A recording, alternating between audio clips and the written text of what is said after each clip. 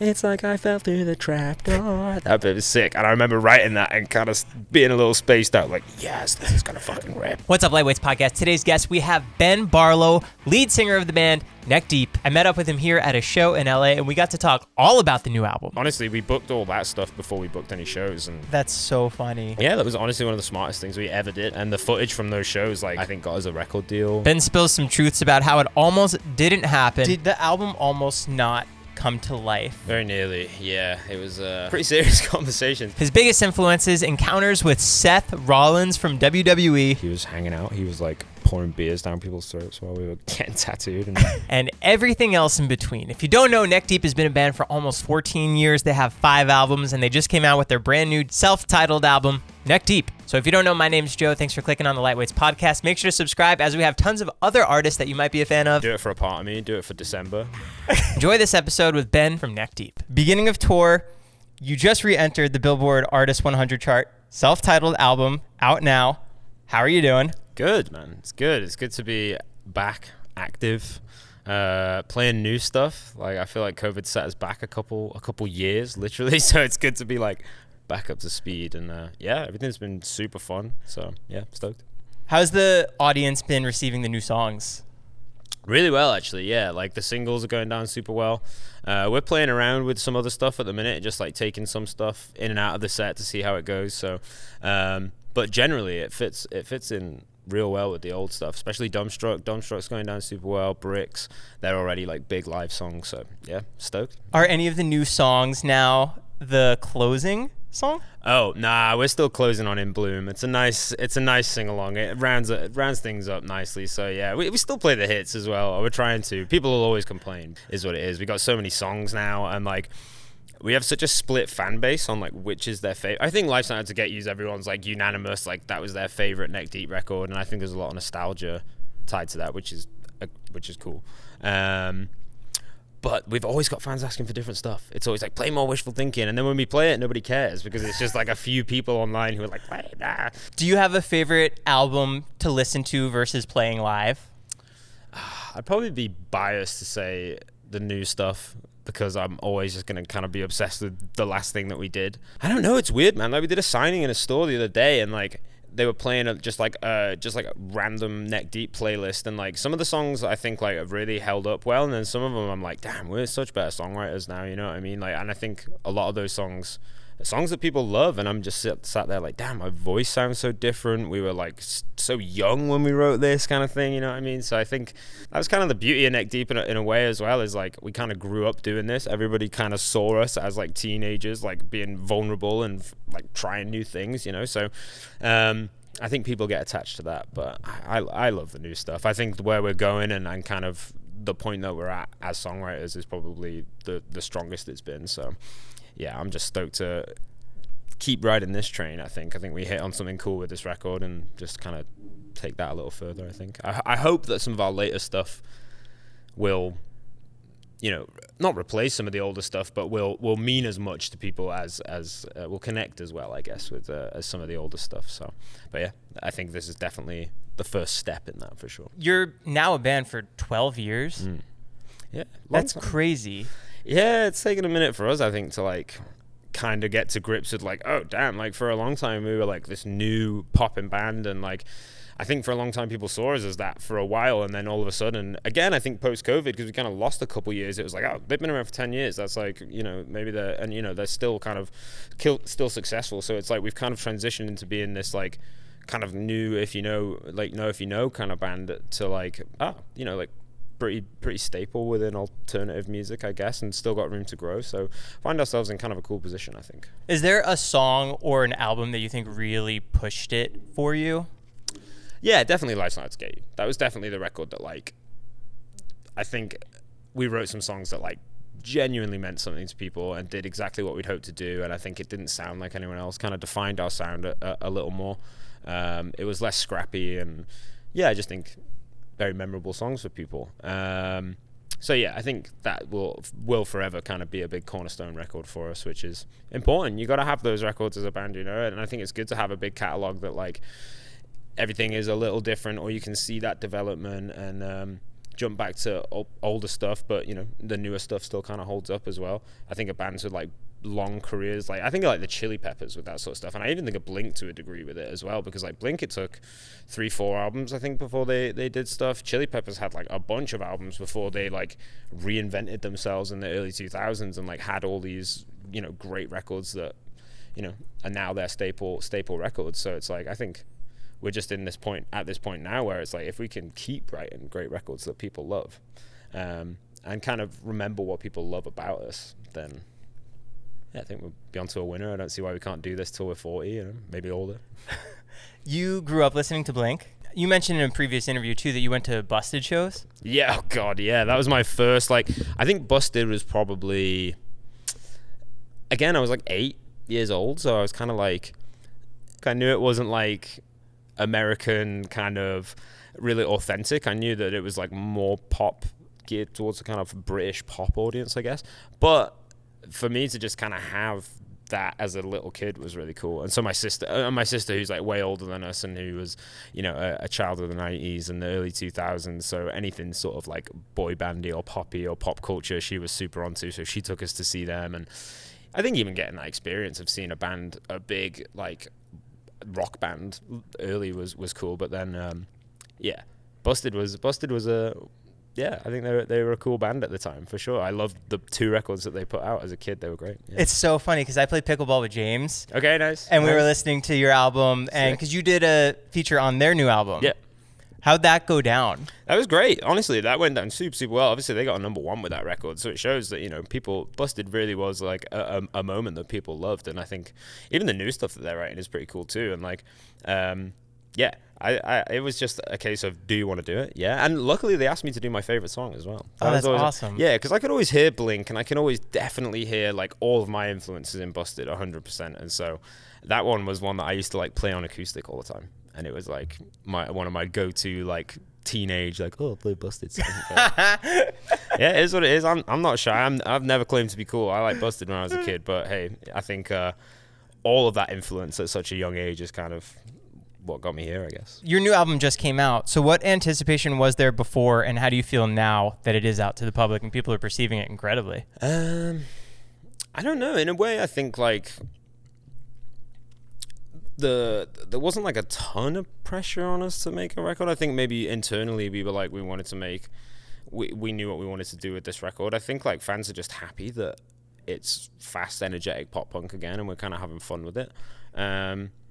So I think now, yeah, again, the pressure's off. Like I said, we found ourselves in a kind of unique position where like we all get on super well. We're all very comfortable. We all like have a very clear idea of what we want to do with the band, and so it seems like it's kind of had the seal of approval from fans. You know what I mean? It's almost been like, this is what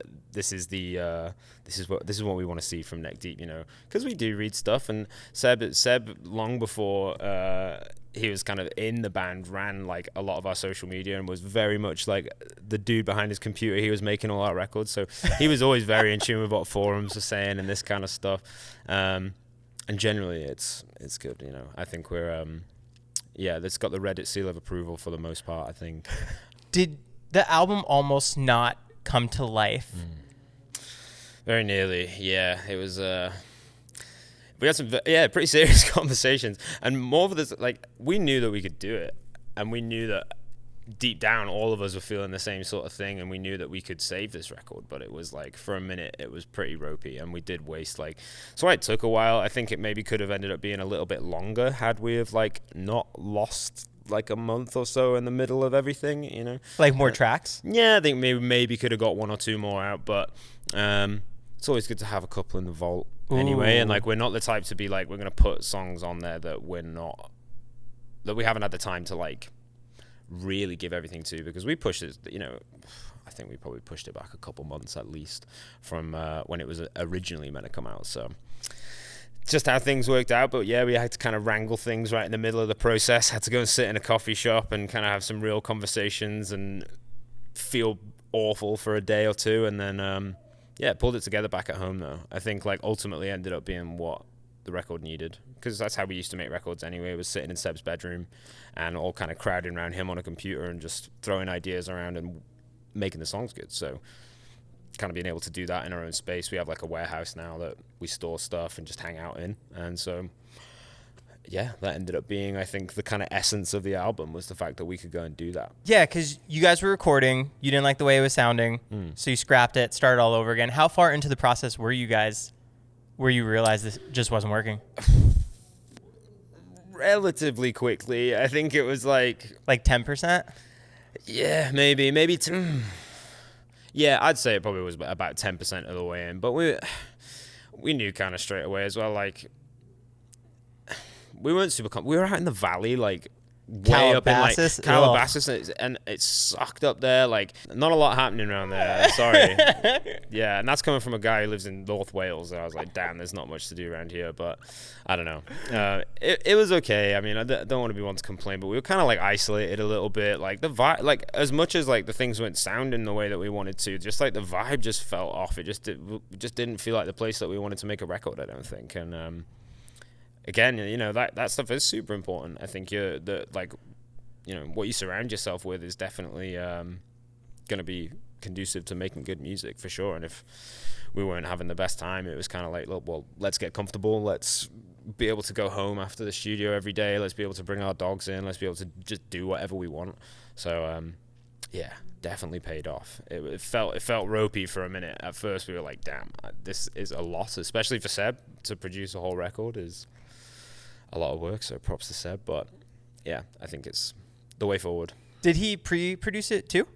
Yeah, to a degree. Just like, demos? Yeah, we always pre-pro with Seb anyway. So like, again, we had a lot of the record written. Like, it's not like the songs massively changed or anything. It was just a lot of like sonic stuff and maybe just little songwritery things, a lot of structural stuff, and yeah, sometimes things work, sometimes they don't. And yeah, I think working with producers can be amazing if you find someone that you click with, but it's also good to trust yourself and know, especially after 10, 12 years of doing it, like we're kind of like, we're not going to concede any ground to anyone really. Yeah. Yeah. I mean, after 10, 12 years, like you said, do you even get nervous before shows anymore? Yeah. Really? Yeah. Festivals too? A little bit. It depends what mood I'm in. 100%. It depends what mood I'm in. So like, what's the vibe today? I've had a hectic kind of day. LA show is always hectic, man. So yeah, got 2 coffees, got some nice caffeinated, early anxiety through the day where I'm like, damn, too much coffee. Watch the football, which is again more anxiety. But my dog's not good today. He's in the vets, like the overnight vets. Oh, I'm sorry. Yeah, it sucks, but that's the kind of the reality of being on tour. You miss stuff when you get home, and I think the older we get as well, the more that like a home life is kind of important. We all have a lot of commitments, so that's been an interesting transition of like, damn, okay, have real responsibilities outside of just playing a show every night, but it is what it is. My girl's holding it down. She's all good. But so today, I was actually thinking that stress and that like initial anxiety in the morning, again, maybe the coffee, but I think we'll play for a good show. I think like it'll help me kind of lock in a little bit. I won't be thinking too much about like, is the crowd into it? Are they singing along? Are they doing their thing? Because I'll probably just be like, whatever. I've had a weird day, and so it's good for me to just get it out in a way. What's your coffee order? Flat white every time, man. Every time. I'm a big espresso guy. Yeah, I went hard on it. I got a coffee machine at home. I can pour a decent flat white. America does not do a very good flat white though. I will say, and there are many times where it's like that's a fucking latte straight up. But hey, I won't get too British about it. I won't stick my pinky out over it. But yeah, it's one of those. But do you stand by Starbucks or anything? Nah. Starbucks sucks. Pete's? Pete's is fine. Starbucks is no. Starbucks is consistent around the world, and I will take it in an absolute pinch, but I'll try and avoid it. I don't know. I'm looking for something with flashy branding. Give me something with like minimal branding and like a minimalist setting. And I'm like, this is probably going to be good coffee. So yeah, I'm a sucker for anything well branded, I guess. But yeah, I try and avoid like chains really. I will be snooty about Mom it. and pop. Sure. Yeah, for sure. And just like if we can like make decent coffee on the bus, I'm down. If someone's got like some beans that'll grind up, then yeah. I mean, I'm fairly into my like outside of music, food and coffee and shoving shit in my mouth is kind of what I'm trying to, what I'm interested in, or have been for a long time anyway. So yeah, coffee is one of the few things that I'm pretty into. So I get a little bit particular about it, but is what it is. What would you say is the definition of a good show for you at this point in your career? Big sing-alongs, just like big mosh pits. I wanna see more consistent mosh pits. I think because we have such a wide fan base, some fans like want to do that, some fans don't. But if there's a big pit, I'm very happy. Do you mosh yourself? Yeah, a little bit on stage. It's fucking hard to mosh and sing well. What about when you're in the crowd for another artist? Yeah, every now and again. The last time I moshed was actually a good one. I might leave it on this until the next opportunity comes along, but it was Power Trip and Turnstile and Kill Switch Engage. Oh wow. Yeah, really random, but Kill Switch headline and then Turnstile and Power Trip. And it was at South by Southwest, and that was the last time I moshed. Yeah, it was good. It was a good time. That was a very, very good show, actually. So, have you ever done a Wall of Death? Maybe back at no way. Oh, what? Like been in one? Yeah. Or, yeah. I've been in one, but not a very. It wouldn't have been like an intense one because we used to have like.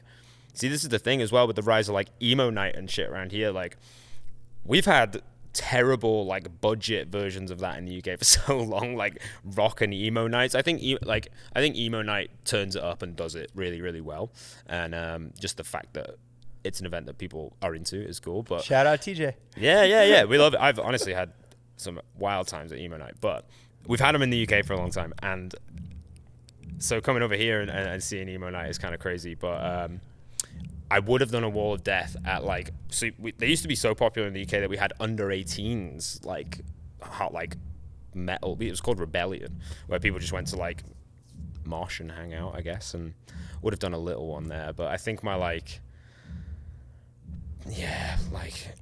Wall of Death and like pyramids in the pit and all this kind of shit and like rowing in the pit and all that sort of stuff.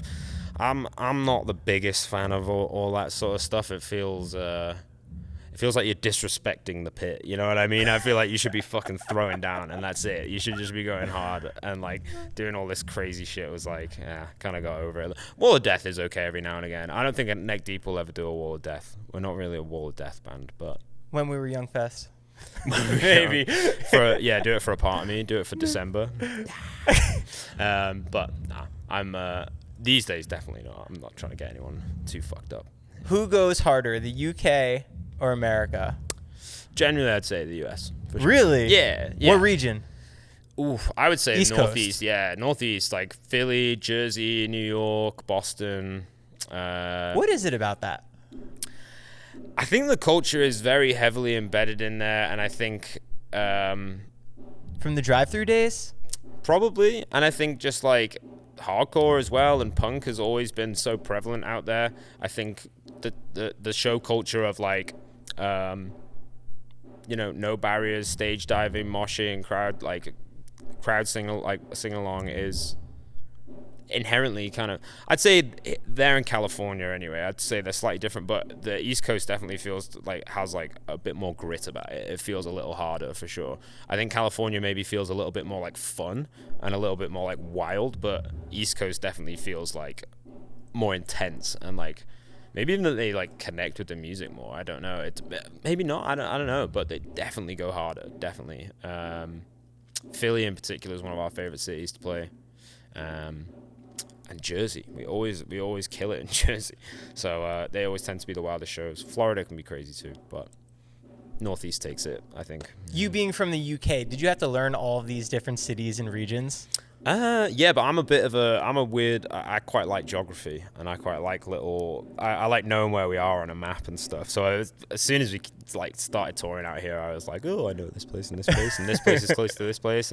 But yeah, it was cool. It was nice. Like, I'd always wanted to travel America before anyway. Like, yeah. My dream, I wanted to live in America when I was younger, but obviously settled at home now. And yeah, I mean, I've been out here enough to kind of, I think, have my dose of it. But my dream was to always like see America, regardless of how I did it. I think at one point I was like, I could be like a videographer on like a documentary. Like, I'll be a camera guy. Fuck it. Like, whatever. I'll do anything just to travel. So, America was always the goal, but I've seen so much of it. Like, I've probably seen more of America than most Americans, and been very blown away by it quite a few times. Yeah, weirded out at times, freaked out, a little sketched out, but generally, it's a beautiful place. It's just waking up somewhere different every day is crazy. With that, you're recently engaged, planning your wedding. Yep. For your honeymoon, since you've already traveled the whole world, where would you go with your fiance? Nice. We're actually trying to figure this out. I'm literally in the thick of wedding planning right now. Are you doing a lot of it now? Well, I am. I'm doing fuck all. Yeah, I'm terrible, like, organization-wise. I'm good at, like, planning and, like, ideas. I'll be like, oh, that could be a solution. But in terms of, like, actually doing making it happen, I'm such a dumbass. We need a mechanical bull over there. Yes. We need the face painter and the balloon artist. Mechanical bull would be sick. I think we're having a silent disco, which will be good. So that's with fun. The headphones, yeah, and then so one playlist will be Neve's and then one will be mine. And I would assume everyone is going to listen to her playlist because she's just going to pick bangers and I'm probably going to pick weird stuff. So, but sorry, what would the where would you go on your honeymoon? Oh, honeymoon, yeah. We're thinking Australia maybe for like a month and like maybe go and hang out down there for a little bit. But that seems like a big thing. But I'm thinking, for maybe even half the price or the same price, we could go to Bali for like a couple weeks. Yeah. That would be like a quarter of the price. Yeah, that'd be sick. Way cheaper. And it would be more of a honeymoon vibe, I feel like. My girlfriend's going to see this and be like, we have not discussed this yet. She wants to... Whoa, slow down. Yeah. She's desperate to go to Australia, but I don't blame her. It is great down there. But Bali would be great. Anywhere just I can sit and chill by the beach and... I like being able to swim. So anywhere that I can like jump off some stuff into water, get jet skis, like just lounge about, that'd be great. It would make a nice change from the pace of touring. Touring's definitely not a vacation a lot of the time. Even when we tour down there and stuff, like we played a show in Bali and it was wild, but like barely saw anything. You know what I mean? It's I don't really get to, especially when you're doing those kind of tours because they're so back to back and you're flying everywhere. Yeah, you don't get to see too much of it, but you get to see enough where you're like get a little taste for things. But yeah, I want to go back and do it for real and travel and swim and hang out and sleep in a I don't know, some crazy thing in the trees for like a tenner. That would be great. Can I have you just scoot that a little closer? Yeah, man. Just because of the drums. Sagging. Oh shit. Yeah. Got you. What do you think really separates Neck Deep from other artists? What's your guys' X factor? Because obviously you have your brother who produced this album, which is a huge win. Like you can talk to him like your brother. Yeah. But what do you think it is that helps separate you guys from everyone else? I don't know, man. I think being from the UK maybe was like an initial like, hey, what the fuck? You know what I mean? I think the initial us kind of coming from the UK and coming out here off our own back and playing shows was definitely an initial kind of thing. But I don't know, maybe it's the message too. I think the thing that fans say the most is that the music helps them, especially like, you know, has been a soundtrack to the good and the bad times. And I think that's one of the most important things. It's one of the things I think, at least since like Life's Not Out to Get You, I've been aware of and kind of had that in mind when writing stuff. But also I think like a lot of the time I feel like maybe the odds have been stacked up against us at times. You know, I think we've been a bit of a I don't know if you know what Marmite is. Marmite in the UK, most people think it's disgusting, but you either love it or you hate it. Is it like Vegemite? Yeah, it's like Vegemite. Oh. Yeah, but we say in the UK, like, you either love it or you hate it. I love it for just so you know. But we're a bit of a Marmite band, and like I think some people, our fans absolutely love us, and I think like people who naturally are drawn to this kind of music will love us. But then there's plenty of people who have written us off in the past. But our attitude has always been like, well, fuck you, like, you know, if you're not with us, like, kind of kick rocks really, because I don't know, we've got this amazing opportunity. Like, we're from the middle of like nowhere. No one really would have any reason to go to Wrexham or would really care to. And I think for us to have this opportunity, it's like we're not going to throw it away for anyone really. And I think that determination and the perseverance and the kind of attitude of just like, if you ain't with us, then fuck it. Like, do think that resonates with people. I feel like when people are a fan of Neck Deep, they're a fan for I don't want to say for life, but you know what I mean. They'll always find something to connect with us. So I think when something clicks, maybe you'll fall in love with Neck Deep. You know, I don't know. There's something there. I don't know personally what it is, but maybe that we help people. Maybe that we're relatable. I don't know, but yeah, I think maybe that we help people. I'd like to think that would be it, or that we've been the soundtrack to some good times and helped people through the bad times. Is kind of where my mind is at with it now. I think that's a great mix for any band. The music that I fell in love with was always music that I could relate to a time and a place and a feeling, and yeah, that's all we ever set out to be. So yeah, no, I don't know. I think maybe that's one that fans would probably be a little better at answering. You know, what does set us apart from other bands? As far as I'm aware, we're one band of many, you know, thousands of bands out there, and there's so many good pop punk bands out there right now. So I don't know what would set us apart really. Maybe the fact that we're English and we're silly. Maybe that's it. Maybe it's that simple. Do you think it's hard for UK artists to break in the US? Yeah, it is tough. Yeah, definitely. Did people warn you about that when you were first starting out? Like, there's no way you guys are gonna make it over kind there. of, yeah. Like, I think it was kind of like, I think it definitely annoyed some people early days. Like, in terms of, I think there was a bit of a reluctance, maybe industry-wise, of like, these guys are for real. Like, you know what I mean? Like, this isn't really. And then we came over here and played a couple shows in Florida, just on like some cheap flights. To test it out on your own? Yeah, and to go to Universal and Disney World and just like, let's go hang out. And then honestly, we booked all that stuff before we booked any shows, and just super last minute. And that's I think so funny. Yeah, that was honestly one of the smartest things we ever did. And the footage from those shows like was the thing that I think got us a record deal. And I think people started taking us a bit more seriously then. So yeah, I think when we came out here, that was when people were like, wow. At those shows, how were you promoting? Was those like pure volume days? Maybe Bandcamp at that point. Facebook, I'm assuming it would have mostly been on. I think like that was probably our biggest platform at the time, was probably Facebook and Bandcamp. I think like after MySpace. Were you on MySpace? Neck Deep wasn't on MySpace, but I was on MySpace, and I didn't have any bands on MySpace, but my brother Seb had bands on MySpace and did the whole MySpace. Check us thing. out. Yeah. But when MySpace kind of dropped off, it was sad because it was like, oh damn, the other social media platforms don't really support music that well. So Facebook and Bandcamp was how we were doing it. Yeah. You guys sold more physical copies than any other record of yours in the UK. Nice, cool. And on the UK's indie record shops week list. Okay. Is that surprising? Like, are you like, holy shit, being from such a small town? Yeah, I think, yeah. I mean, I don't get too... I've made the mistake in the past, though, I think, of being too caught up on...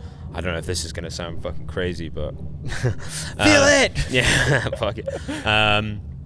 I've been maybe too caught up in the past on, like, chart positions and all this sort of stuff, and...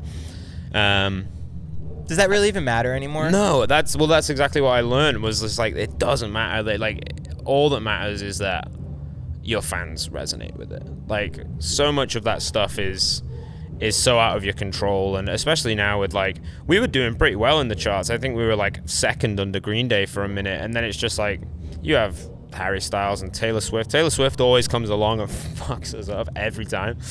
And yeah, it's just one of the, it's not important. Like, it would be great one day to have a number one to say, yeah, I've got it, I did it.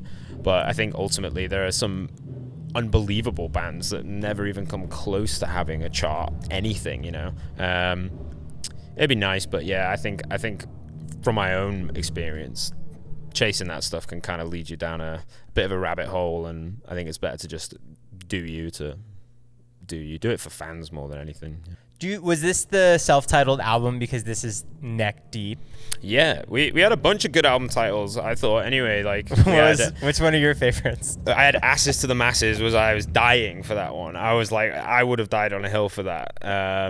But we had Honestly Probably was another good one. But then we thought that sounded too much like Honestly, which is, or maybe it was the Say Anything album, or I think it is. I can't remember. Say Anything, yeah. Is it Say Anything? I think it is Say Anything, and What else did we have? We had It Won't Be Like This Forever. We were kind of playing with that for a little bit.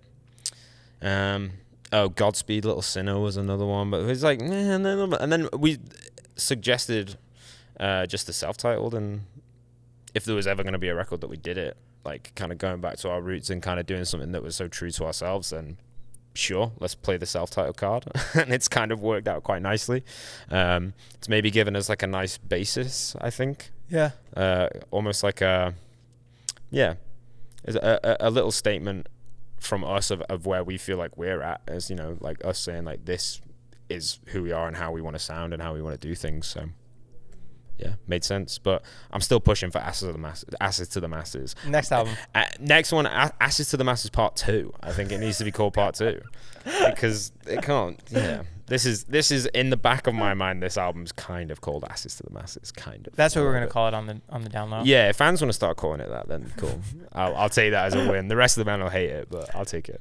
What's something that the fandom would be surprised about of the inner workings of Neck Deep? Ooh. I don't know. I think we're a relatively like independent band, to be honest. Like we have management and we have a label, but we are pretty hands-on with like almost every element of Neck Deep. Like we have all our own merch, so all of our merch is like very much handled by us, and every single decision is made by us and how we do this. So it's a pretty tightly run ship, and we all kind of call the shots, and everyone kind of has their kind of area that they're kind of good, you know, that they're good with. To be honest, Sam is definitely our guitarist is like definitely the I don't know, every band needs like that guy, like the guy who like has a handle on finances and just like general projections and just like how things operate, and like Sam's like super on it with that shit, and like runs it in a way that we're like super happy with as well, because I think sometimes, you know, it can be that sort of stuff can like get weird within bands, but like we're very happy for Sam to be the guy that like has his facts straight and knows what he's doing. Palsy, our drummer, is like, well, he was our he was our drum tech for a long time. And so was a real key part of like touring crew. So in terms of like tour logistics and like relationships with various people just through touring, like he's super on it with that sort of stuff. Seb, obviously a great producer and like can do all of the audio side of things. Wes does a lot of our design stuff, does a lot of our merch stuff, and does a lot of our stage setup and things like that. And then generally I write the songs and kind of have a creative vision and kind of am across a few things, but for the most part just kind of, I don't know if it's my unique kind of position because my kind of unique position is because like I started the band and like thinking that like I don't know, I have a strong eye for what I think Neck Deep should be, and I think everyone in the band does, but I think that's all I'm relied on. Maybe I'm not in all honesty, I probably do the least out of everyone. I write the music, or at least I write the lyrics and I would say I produce the records alongside Seb and stuff as well. I'd say that's probably where I have my most involvement, but for the most part I'm maybe a creative, you know, soundboard, I guess, and yeah, I do very little, to be honest. I scrape by with the fact that I write the lyrics. I'm barely in the band. Yeah, honestly, Sam and Pals and Seb bust their asses, and so does Wes, to be honest. They all bust their asses. Sam and Pals especially are like very much the logistical dudes within the band, but dude, I do very little. I'm just the big head. I'm just like, cool. Yeah, and the shows too. Like again, I think I have the spirit of Neck Deep within me to know like what feels right for the band and what doesn't. You know what I mean? So yeah, I try not to be too like too weird about things either. I don't like kind of being the one who's in control of stuff or anything like that. So I'm very happy to kind of be like, hey, let me have the music, let me have fun on stage, let me have the music, and yeah. With you being the creative guy, where does your creative process start for the songs? Is it just you singing a harmony, recording a voice memo? Are you writing the lyrics and then trying to figure it out from there? I always go off and just feel of like whatever the instrumental is. It's usually Seb or Sam or whoever coming to the band with an idea for a song. Like a rough guitar? Yeah, basically, usually just rough guitars, or like sometimes I'll come up with a little something. And I'm always just like looking for a song that feels like something, that reminds me of something, that like, you know, sometimes it's worth sticking out with songs and trying to figure out what they're about and trying to get that hook out of them. But for the most part, I think the best songs kind of jump out at you and they just make sense immediately, and you kind of have a sense of what they should be about immediately. So that's kind of what I'm always looking for and kind of keeping my ears open for. But it's always a musical bed, and then we'll kind of get a rough musical bed down so that then I can put vocals on it and write some lyrics, and then that will kind of define the rest of the direction of the songs. But how long does it take for you to rework those lyrics? Are you just constantly ever changing it? Depends, man. Honestly, sometimes it depends on the song. Like sometimes it can take a night, sometimes it can take a week, sometimes it can take months, sometimes you put it away and then come back to it later and it all clicks, you know. There was a point on the record where I was really struggling to write a couple songs. I think it was Go Outside and They May Not Mean To. And I was like kind of in a bit of maybe hit a bit of a wall with things in the studio, and just did like just a little bit of mushrooms, and I was like, sat in the studio all day, just like very just introspective, got a very good perspective on the record, kind of made sense of a lot of stuff, listened over to stuff, listened to other people's ideas, went home and wrote those 2 songs pretty much, just like straight up, just flew at me. So I don't know, whatever you can do to kind of, I think so much of it is mentality. Yeah. So much of it is like putting pressure on yourself.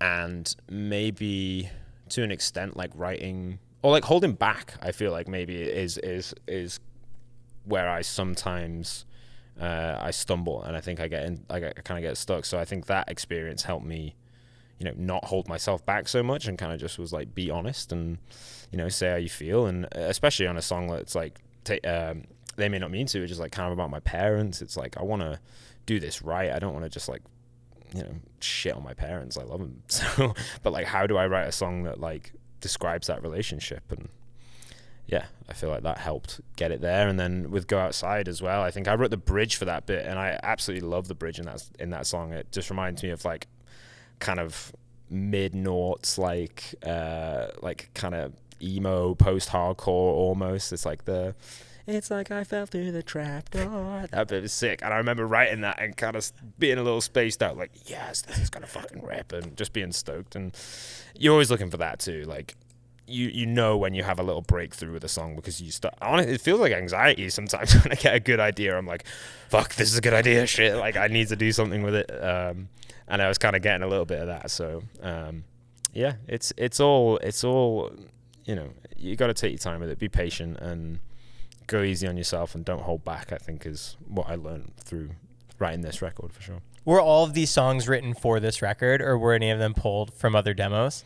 I'm trying to think, actually. No, I think most of these were like a new batch. I don't think we've dug too deep on some also. I mean, Sort Yourself Out was an idea that Seb's probably had for like a couple years at least. Maybe some of the songs are like 2-3 years old, because you know, we had Shut the Fuck Up too, and like that probably could have gone on the record, but we maybe felt like it was like a little too long in time between putting that out and putting the record out.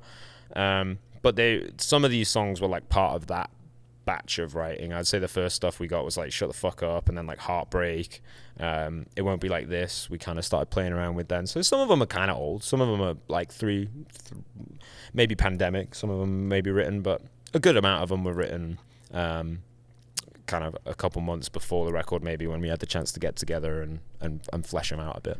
Was Shut the Fuck Up released solo from just you guys without a label? Yeah.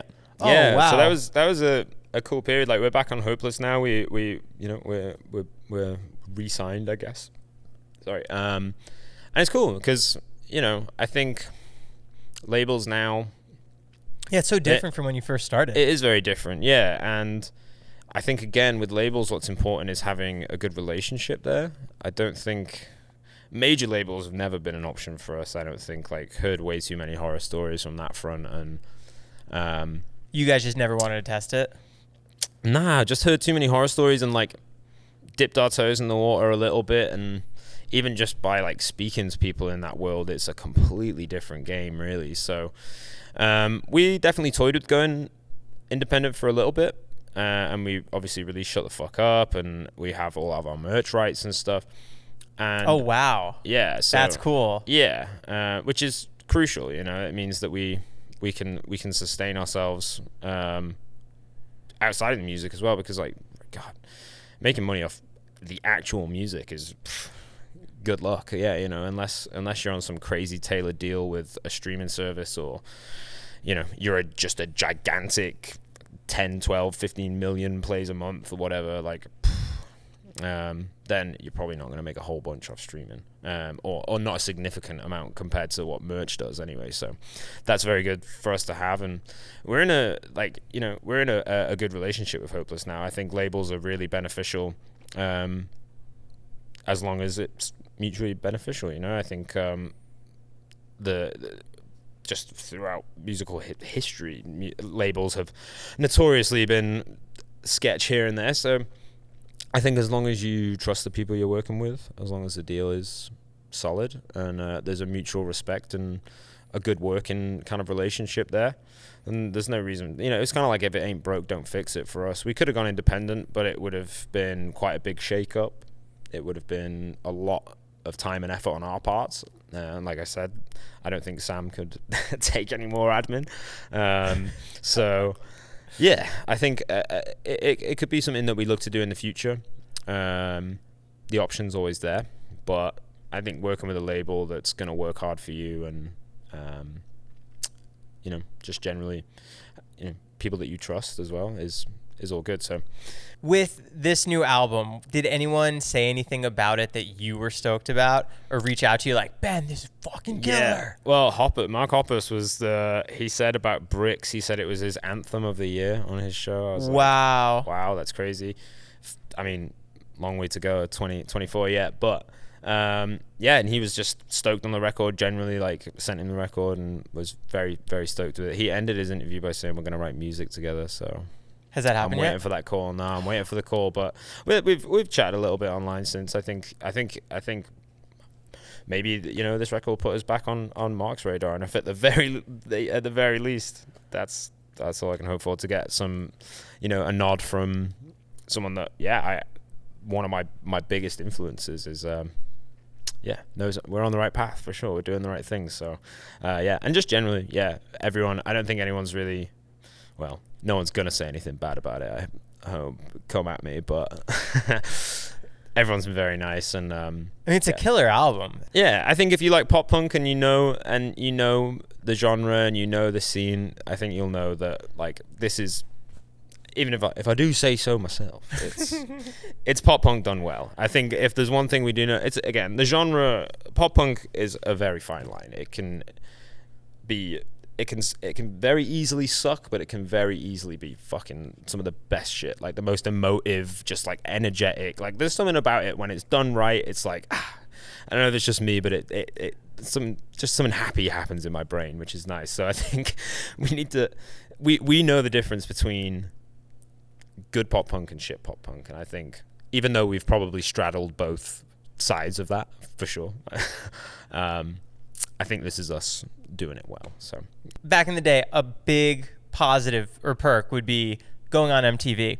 What would be that today? Damn.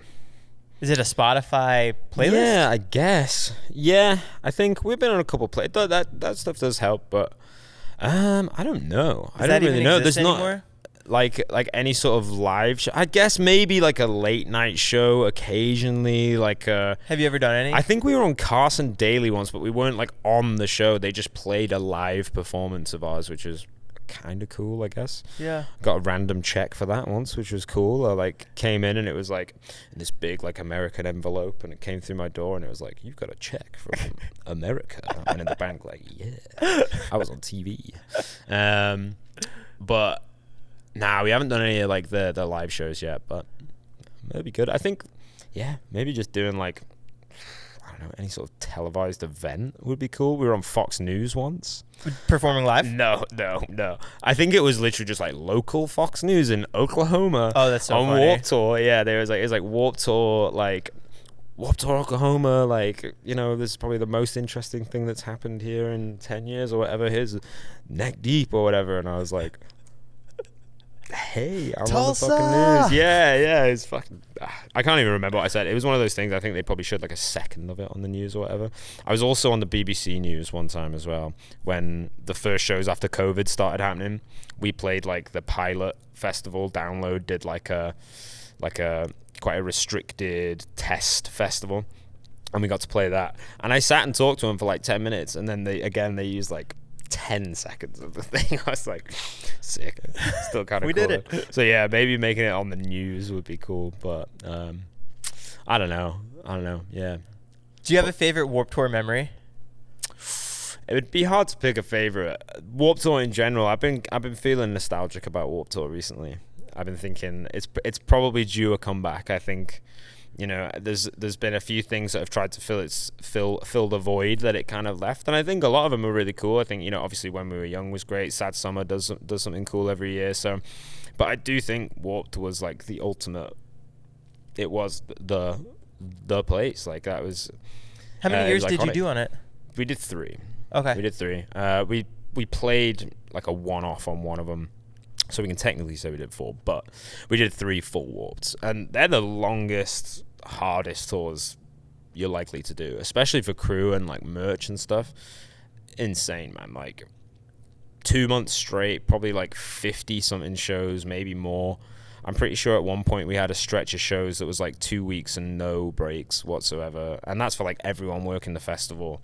It's like insanely hot, but so much fucking fun, man. Like the most fun.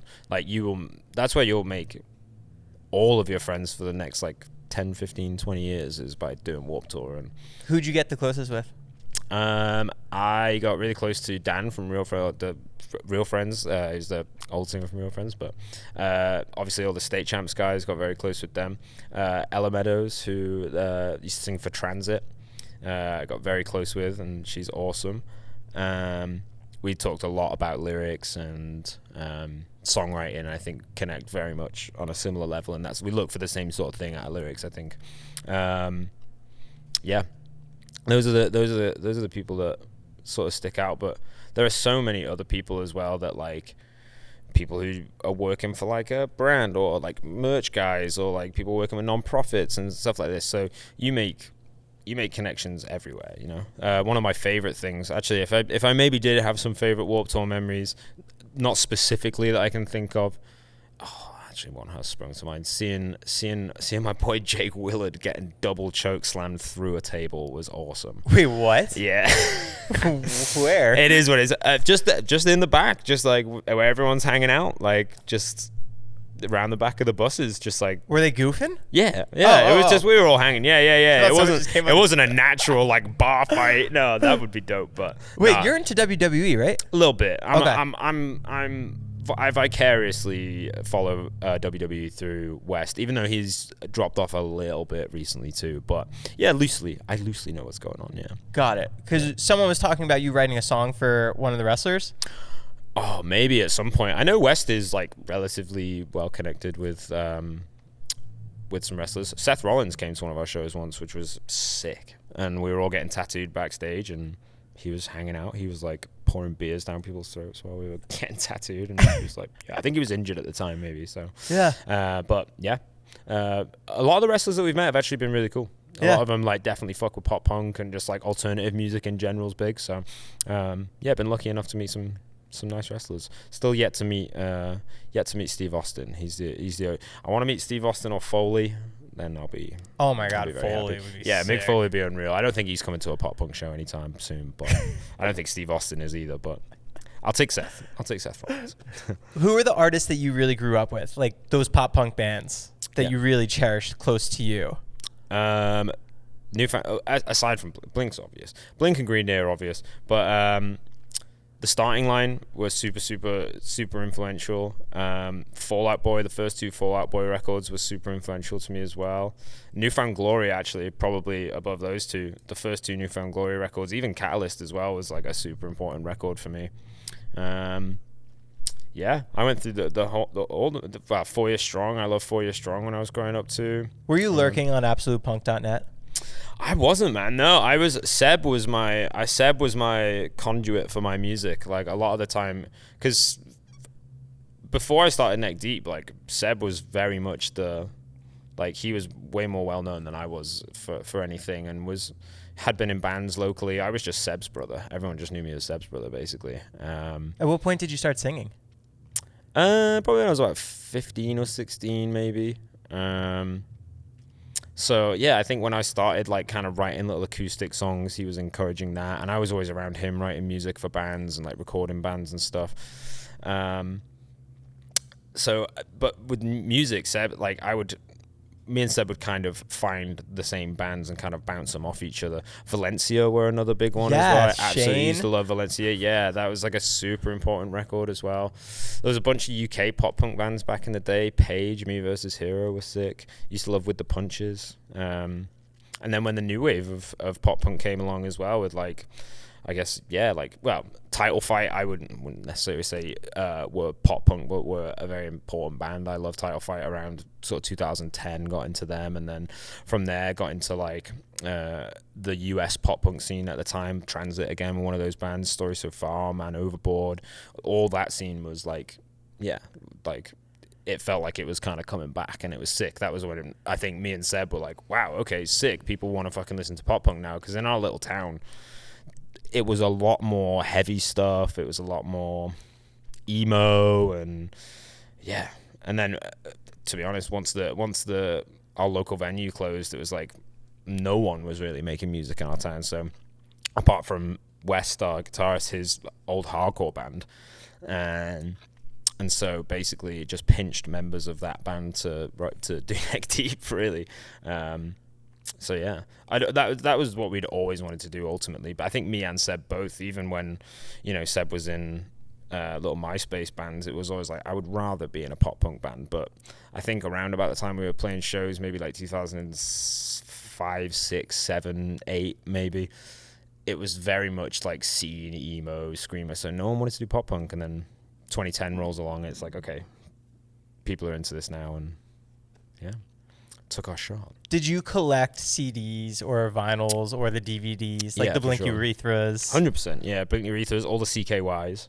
I literally was in a record store yesterday and saw they had, well, one of the staff members, because we were in the back room, one of the staff members had gotten all the CKY stuff, and I was like, fuck, I wish I had the DVDs of those. They'd be so sick to have. But yeah, definitely. Still got a good stack of CDs at home. Did you watch the Jackass? Yeah. Oh, yeah. Absolutely. Yeah. Super influential in terms of just like dumb, fucking outrageous behavior. Like that was, yeah, what we lived for. I kind of grew up being a fucking jackass. I was definitely a class clown at school for sure. Friends with everyone, just kind of fucking around, talking to girls, just pulling pranks, being a fool basically. And that was definitely inspired by Blink and punk rock and skating and Jackass, and yeah, absolutely, that was 100%. But probably, yeah, it's weird to think that like an 8, 9, 10-year-old is like watching dudes like shit out of a, well, to be fair, that came later, but like doing the one where he shits in the department store. Yes. Just goes in and takes a shit in a dry toilet. I was like, yeah, that's acceptable, that's funny, that's hilarious, people should do that, so yeah, we definitely had our own kind of jackass moments for sure. The future now, your wedding planning, how are you dividing up that time with touring now? Yeah, I can't be a jackass anymore. I can't be fucking pooping off stuff and jumping off stuff. That's not on the agenda anymore. But now, like, yeah, I'm enjoying my home life is really good. I'm just like super comfortable. I think, like I said, I love food. I want to do something with food. I want to go home and just write music and be comfortable. Really, it feels like we've stopped grinding now, almost. Like, we're not in the grind anymore, we're just enjoying our lives. So just want to get married and hopefully kids on the horizon. I'm very aware of like how kids could affect touring. I don't want to be like I say, my dog's sick now. Like, I don't want to be doing this with a kid, you know what I mean? So it's like, I think there'll come a time where we look at our personal lives and maybe have to prioritize that. But I think our fans, like I say, have kind of grown up with us and kind of get it. And I think, you know, a lot of fans will be in that same position. And I think we've done enough with previous records and stuff that we're, you know, and stuff that we've still got in the tank that I think we can be a band for, you know, another 20 years, 20, 30 years if we want to. Like, you know, whether we're playing to 10,000 people or whether we're playing to, you know, a couple hundred people or 10 people or whatever, as long as like we're having fun and people care enough where we can sustain ourselves, like we'll just keep doing this for as long as we can. Yeah. Thank you so much for your time. No worries. Thank you, man. Guys, go check out the new Neck Deep album. It's going to be linked down below. And go see him on tour. How many more dates do you have left? Yeesh. It's just the like beginning. 3 weeks. Yeah, we're like a quarter of the way through, so we got time. We're out till the end of Feb, so we got time. Hell yeah. Cool. Self-titled album. I don't know. Lightweights. See ya. Thank you. That was sick. That was sick, man. Thank you so Thank much. you very much. You're a great interviewer. Very natural. Thanks. Just like. Thank you so much for watching that podcast with Neck Deep. We also have other videos with Simple Plan, the main state champs, and we have one coming out with the water parks. So hit the subscribe button and let me know what other artists you want to see on. Thank you so much for watching. See ya.